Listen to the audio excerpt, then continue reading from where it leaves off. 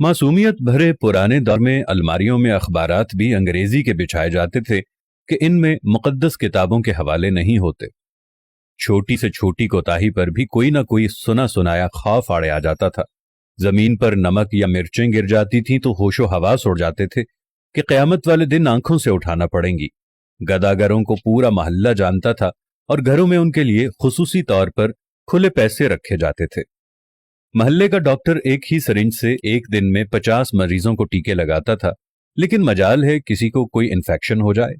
यरकान या शदीद सरदर्द की सूरत में मौलवी साहिब माथे पर हाथ रखकर दम कर दिया करते थे और बंदे भले चंगे हो जाते थे।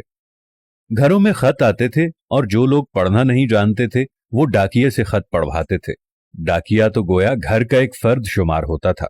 खत लिख भी देता था, पढ़ भी देता था और खाना पानी पीकर साइकिल पर ये जा और वो जा।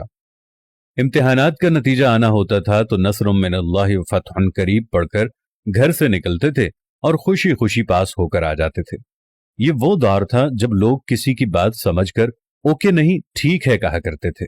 मौत वाले घर में सब महल्लेदार सच्चे दिल से रोते थे और खुशी वाले घर में हकीकी कहकहे लगाते थे। हर हमसाया अपने घर से सालन की प्लेट साथ वालों को भेजता था और उधर से भी प्लेट खाली नहीं आती थी। मीठे की 3 ही अक़साम थी, हलवा, जर्दा चावल और खीर। आइसक्रीम दुकानों से नहीं, लकड़ी की बनी रेड़ी से मिलती थी जो म्यूजिक नहीं बजाती थी। गली गली में साइकिल के मैकेनिक मौजूद थे। जहां कोई ना कोई महल्लेदार कमीज का कोना मुंह में दबाए पंप से साइकिल में हवा भरता नजर आता था। न्याज बढ़ती थी तो सबसे पहला हक बच्चों का होता था।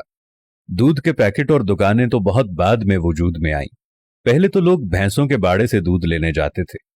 गुफ्तगू ही गुफ्तगू थी, बातें ही बातें थीं, वक्त ही वक्त था।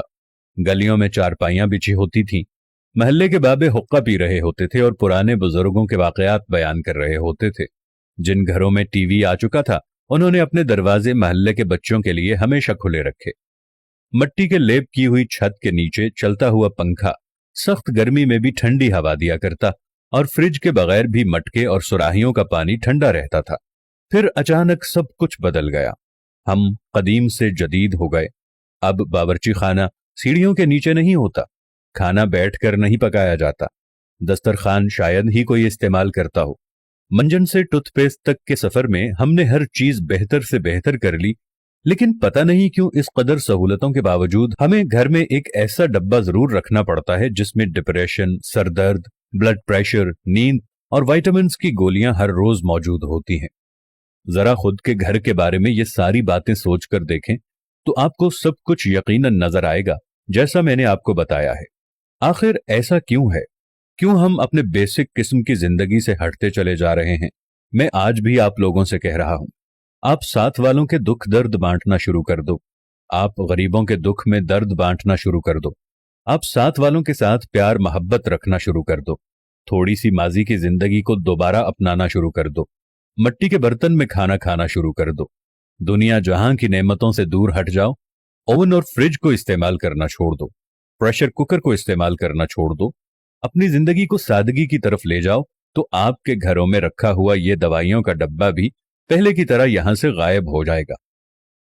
खुदावंद से दुआ है कि देखने वालों को सेहत कामिला और आजिला अता फरमाए। आमीन सुम्मा आमीन या रब्बल आलमीन।